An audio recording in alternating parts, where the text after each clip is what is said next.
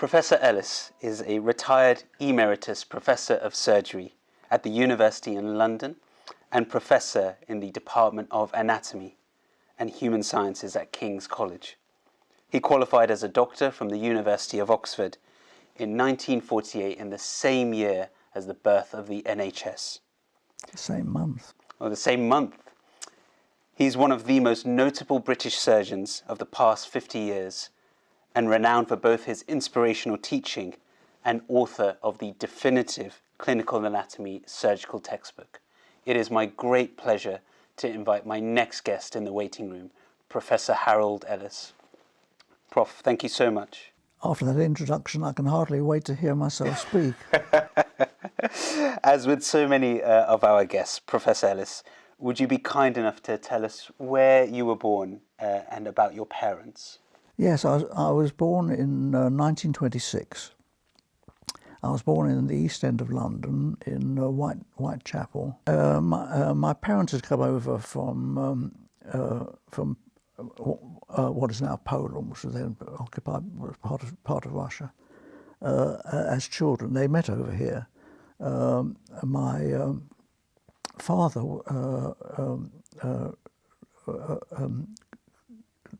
was a barber, and my mother made dresses.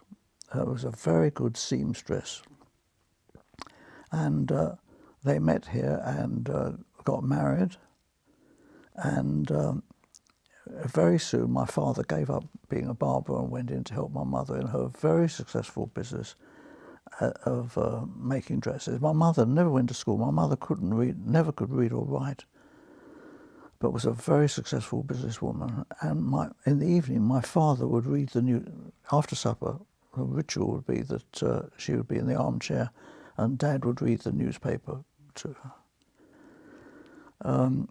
In 1939, September the 1st, 1939, our school was evacuated, along with all the other schools in London.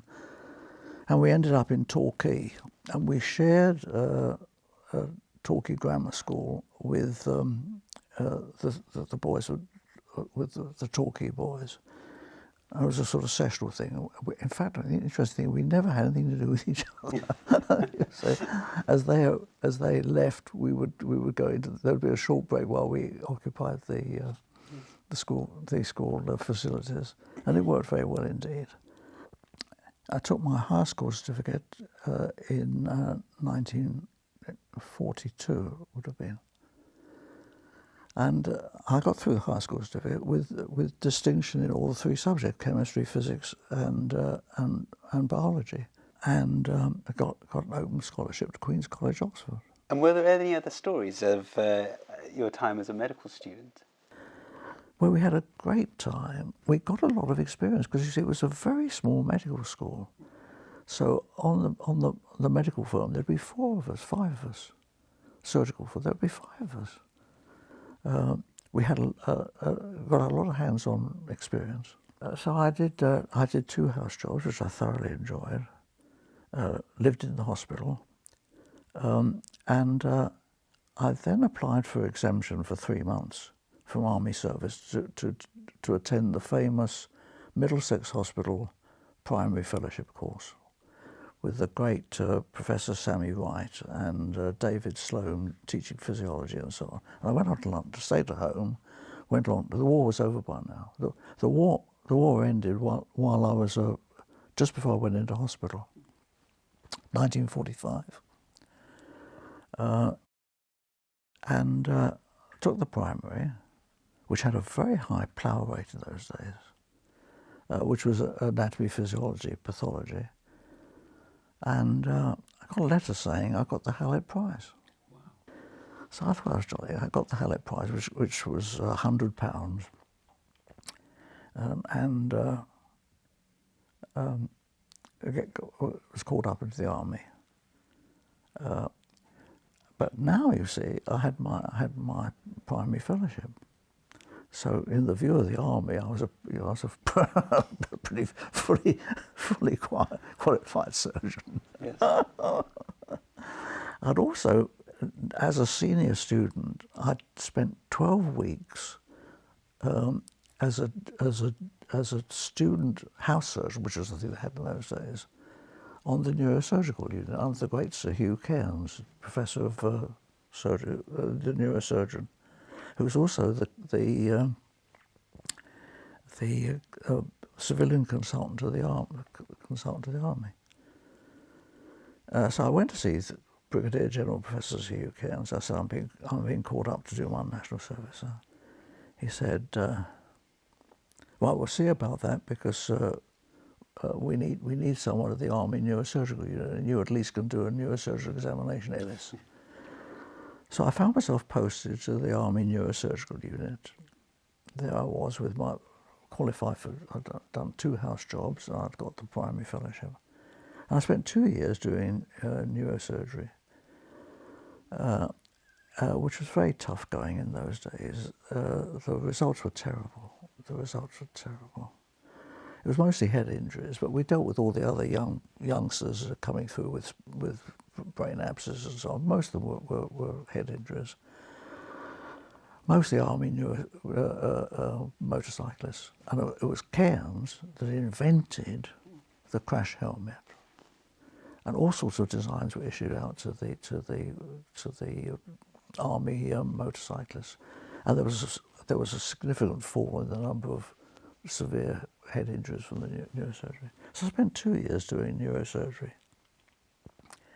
and I worked for the final fellowship.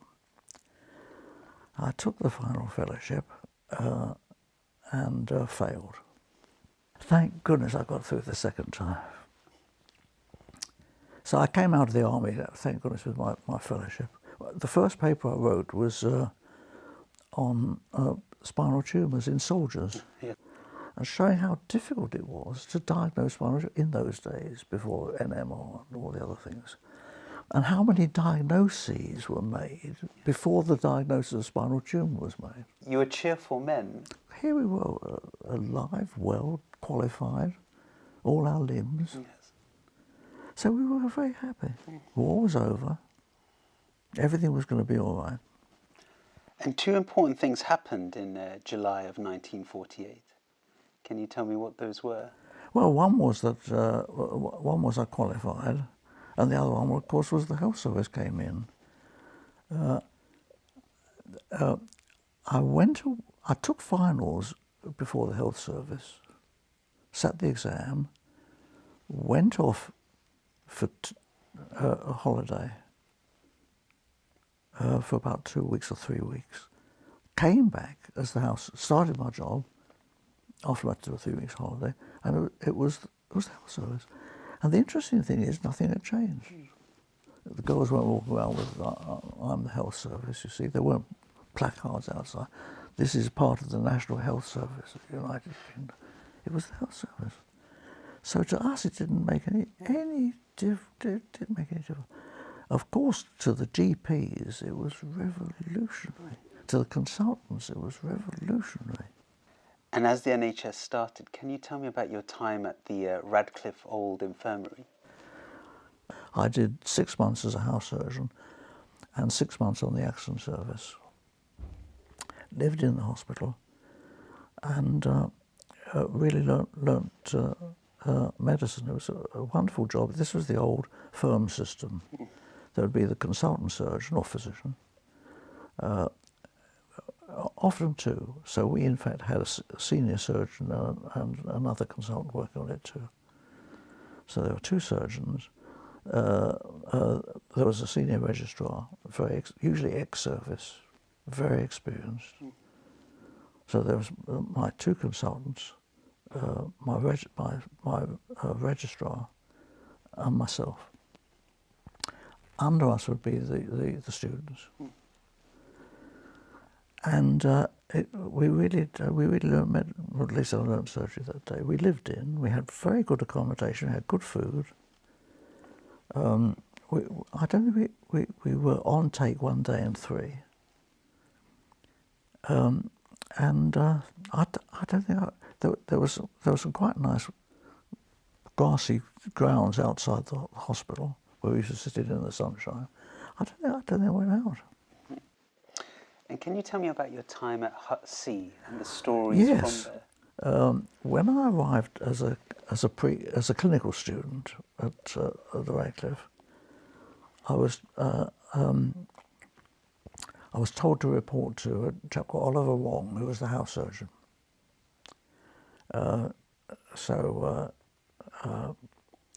This young student went along and found Oliver Wong, and I said, "My name is Ellis. I'm the new student on Mr. Abernethy's firm." He said, "Oh, jolly good. Will you go down and report to Sister Hutsey?" I said, "Sister Hutsey, is she Chinese?" I said, No. Sister on Hut C Ward, Ellis. Because at the beginning of the war, there was a great big building area, open ground, great big area like this at the bottom. And they said, this is where the new Radcliffe Infirmary is going to be built after the war. See, the war's over now. So men will be in any time now to build the new. While the war is on, this bare space can't be left. They put 4 huts on there. Hut A, Hut B, Hut C and Hut D. And all the way through the war, the huts were used for military casualties. So they said, as soon as the war's over, all this will be new. Anyhow, I arrived as a student and I went down to report to Sister Hutsey, who wasn't Chinese, by the way. As a house surgeon, my male surgical cases were in Ward Hut C. When I came back as a senior registrar, my patients were in Hut C. I left to become as a senior registrar, to take up my job as a senior lecturer at the Radcliffe, and my patients were still in Hut C. So I learned never believe what administrators tell you, because they're lying. But in fact, Sister Hutsey, the Hutsey, which was a Nissan hut, actually I was very happy there. It was beautifully clean, kept beautifully clean, yes. Very highly polished, and the patients were very well looked after. It was centrally heated, so it was nice and warm. Yes. The sister in outpatients was a really remarkable lady. I've forgotten her name now for the time being. She ran it like a military engagement, a military camp. The patients would be ushered in a series of cubicles, and she would say, "Go in cubicle A, get undressed, Professor, with you. Professor, cubicle B is ready for the patient." I'll go in cubicle B, see the patient there while Sister was getting this chap dressed and this chap undressed. And I'd come out to cubicle B. Cubicle C is finished there. Cubicle A is ready. And cubicle C is down there. It was remarkable. And we'd get through a lot of patients in the everything from sebaceous cyst to rhabdomyofibrosarcoma with the epitympanic recess. And the students loved it because they'd see everything there at great speed. They might see 20 new patients in a morning. People taking their fellowship would come back to say, "Yes, come on, in fact, you can help out." And one day out of the corner of my eye, with all this going on, I could see ushering in a chap, obviously a foreign gentleman, dark gentleman, beautifully dressed, not like the peasants attending my clinic usually.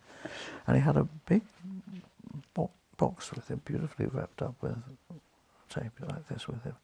And I was just going down, get all your clothes off, Professor with you. There's a foreign gentleman.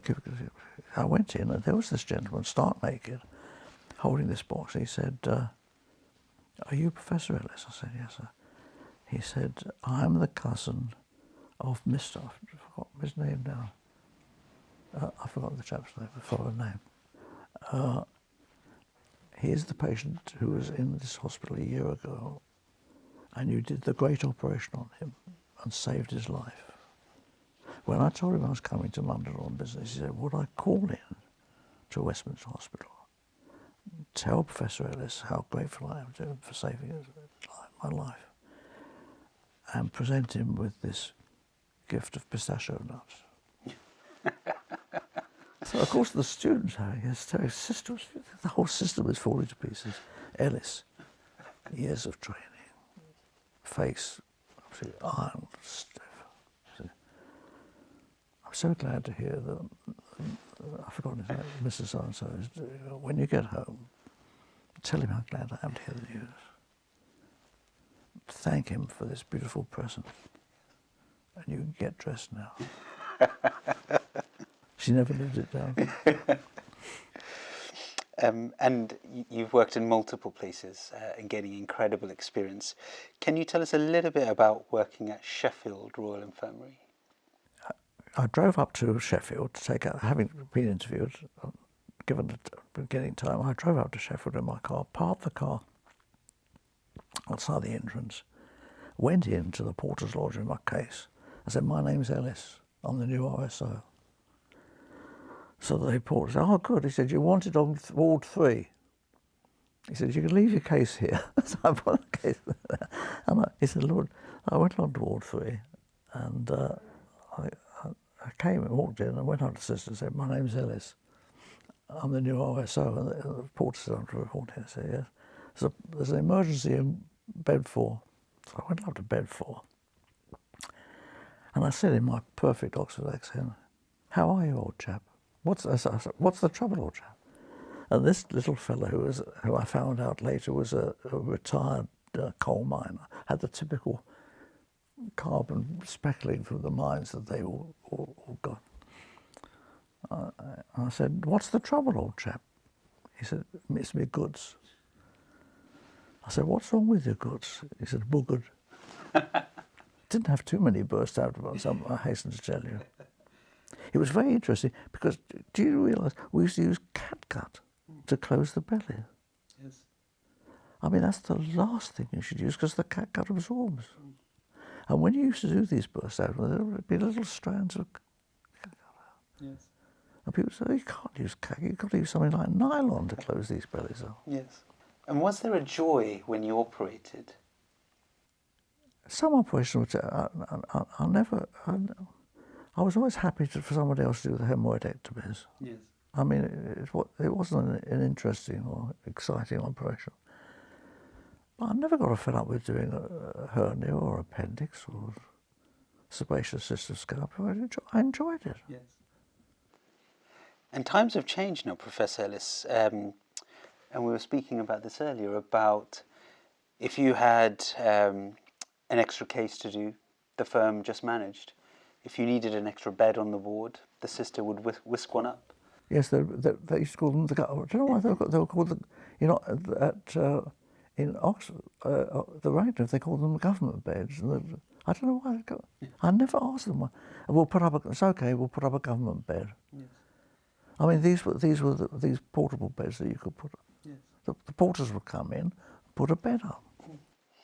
And times have changed now, unfortunately, in that oftentimes administrative staff or managers often run the way we as surgeons run an operating list. And what are your thoughts? So I'd say you do the. I'll go home now.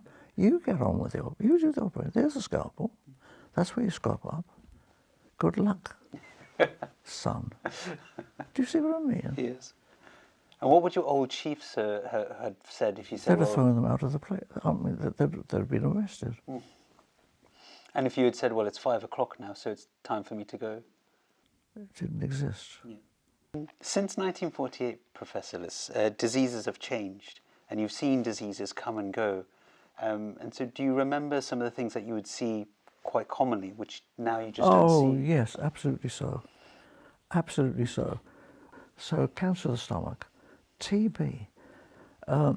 We used to expect that 1 or 2 of the medical students in the hospital would go down with TB sometime while they were with us. I thought, born and bred in the East End of London, I'm immune. I said, one thing I'm not going to get, I'm not worried about tuberculosis. Polio. I was scared of polio. A pal of mine at the Radcliffe, who was a year ahead of me, but it was a very small medical school, we all knew each other, died in the iron lung. And while I was there was an outbreak of polio in Oxford and Bucks. I thought, it's the one thing I don't want to do is to get polio. Thank you very much indeed. So there were things to think about. Rheumatic fever with the mitral stenosis, it's disappeared now. Yes. Never see it. So certainly the spectrum, was different. Surgery's also progressed a lot, and we're now doing things that we weren't able to do. Absolutely. Well, the interesting thing is that. I mean, while I was still at Westminster, still as prof, I'd say to the kids, you realise that what we're seeing now is a completely different spectrum of cases to what I would show you if we were doing a ward round. Yes. When I was house out of the Radcliffe Infirmary in 1948, it's all changed. Yes. TB was no longer a worry and so on. Polio was disappearing and so on. So now it was the cardiovascular was repairing diseased hearts, putting in valves. Transplantation was coming in. You can't believe how fibre optics changed the situation. But there were surgeons who were doing nothing else except vagotomies for peptic ulcer in their various different. All overnight, they were giving them, for God's sake, they were giving them antibiotic tablets. I mean, that was the most. You don't realise how revolutionary that was. Absolutely. So people would go in and come out with a box of antibiotic tablets to take. It was extraordinary. And have you had any particular highlights in your career? Things that you still remember to this day working as a surgeon? We dealt with 4 what the police call major incidents, 4 IRA bombings, which we allowed for. We had our plan all worked out. In fact, three of the 4 occurred on Saturday morning. Yes. And Saturday was our surgical outpatients. Oh, so we simply sent the patients home and we all went down to A&E. We also dealt with the Iranian embassy. They phoned up, they said there were a few minor injuries, thank goodness, but we've got a woman policeman who's very badly injured. We're sending her in at once. I said, okay, I'll go up to the theatre, we'll be scrubbed up ready. As she comes in through the door, bring her up. And a bullet had gone through this arm, come out of this arm, in here, through here. And when we did, her belly was like that and her liver was in pieces. So she died. She wasn't dead when she put her on the table, she would die quickly off that. They sent them all home on diplomatic passport immunity. Gosh. They shut the embassy. Yes. Oh, really amazing. And the last few questions I wanted to ask you, Professor, was what was your experience of when you broke your ankle of the NHS? Oh, they treated me very well indeed. I had a very good anaesthetist, had a consultant surgeon did the operation. A very nice physiotherapist took me down to physio and showed me how to walk up and down stairs with a leg in plaster. I was very pleased with it. Wonderful. Mind you, I think they put on a very good. I think I was only in for a couple of days, yes. 3 days. But that's what put me. I mean, I thought this day said, who's benefiting? Where's the benefit coming? Is it because you're saving money? Do you see? Actually, from the patient's point of view, if I had a gallbladder, I'm 90, but as a young child, I said, I'd like to have 2 or 3 days in hospital. I'd like, if you had your bowels open yet, because I'm not sending you home to have your bowels open, have you learned how to, can you use the toilet or what? Do you see? All right with your waterworks, do you see? And so on and so forth. Yes. I don't want to go home that night, thank you. I don't want my wife to collect me in the car. Yes, absolutely. So she's going to be up all night worried about me. No, absolutely. So I don't think it's a big deal. No. And it's just the way that the NHS has unfortunately changed since your time. And I wouldn't really think that the cost implication is going to be all that different, with the fact of the people coming back in the middle of the night because they haven't been able to, and all the... Absolutely. And for your many students that you've had over the years, what would you say makes a good surgeon? Oh, I've said this before, a complete absence of imagination. Complete absence of imagination. You see, I've never ever said, I want you, you're just the sort of chap I want to train. Never, ever, ever. I've never said to a chap, do you want to be a surgeon? They self-select. And so many of these things, manual dexterity, you hear chaps say, well, I'm a GP. You wouldn't believe it. When I was a student, I wanted to be a surgeon. I couldn't even tie up my shoelaces. I mean, I didn't even... They'll tell you this now, over dinner. Yeah. So it's self-selection. Of course they're dexterous. Of course they know it's going to be hard work. You never find a lazy house surgeon, or whatever they call it, C6, 7, or whatever they call it these days. Do you say it does exist? So all these attributes are self-evident. That people select themselves. So really, it is a matter of no imagination. If you've got too much imagination, you can't be a surgeon. You go, oh my God, I'm going to operate on this chap, he'll die. What will his wife say? How am I going to explain all this? Did I tell you about the chap who I really was tempted to persuade to be a surgeon, that I've never done it before? No.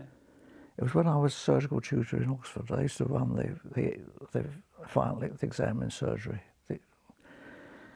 And so the short cases were wonderful. We used to clear out the children's ward, empty out the ward, and put trolleys along with screens. And we'd bring down the long cases, put them in along the street. I'd get all the students, you see, and I'd say, follow me. Miss Smith, cubicle number 1. Mr. Jones, cubicle number 2. Cubicle 3. French, constant. French, 2 little F's, R-E-N-C-H, constant, cubicle, and so on. When I came back, French constant was waiting outside the cubicle. I said, what? He said, can I have another case? I said, what's wrong with this one? He's dead. Did I tell you? Who did? So I stand there, French constant, don't move. And we took the patient out of the... I rushed up to the male ward, got one of the patients with something or other, and we rushed down and told her, I said, French constant, you can carry on with that one. And you've got an extra 7 minutes. What does the NHS mean to you? From the work point of view, as I've told you, I was born and bred into that. The health service was my whole life. Yes. From being a 17-year-old, 19-year-old clinical student, from being 61 when I retired early to because this job came up teaching anatomy in Cambridge. It meant my whole life, and I weep for it, because it's being destroyed. It's being destroyed. Now, it may be that it's too expensive for anybody to have help. I don't understand. It may be too expensive, but the health service as it originally was, you're ill, we'll look after you. You see, don't you worry. It doesn't cost it. We'll fix it up for you. And this is it's very expensive. Yes. And are we going to have that, or are we going to have a new battleship? And I mean, some of the things that we spend money on, I think, I cry. Yes.